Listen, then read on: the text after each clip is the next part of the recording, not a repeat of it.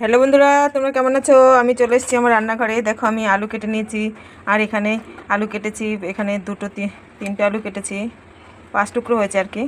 আর এখানে 4টে গাঁটি। এটা আমি এখন সিদ্ধ বসিয়ে দেবো। আমি আজকে একটা টেস্টি রেসিপি করব, তোমরা দেখো।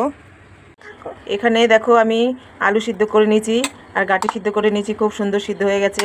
এগুলো এবার আমি ভালো করে ভেঙে নেব। আর এখানে আমি দেখো নিয়ে নিয়েছি লঙ্কা, শুকনো লঙ্কা।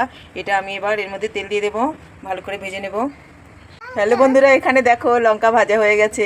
আমার নাতনি আমার সাথে বলছে হ্যালো বন্ধুরা। হ্যালো বন্ধুরা, ঠাম লঙ্কা ভাজে বলো। হ্যালো বন্ধুরা, হ্যালো বন্ধুরা, এবার আমি তেলটা ঢেলে নেব।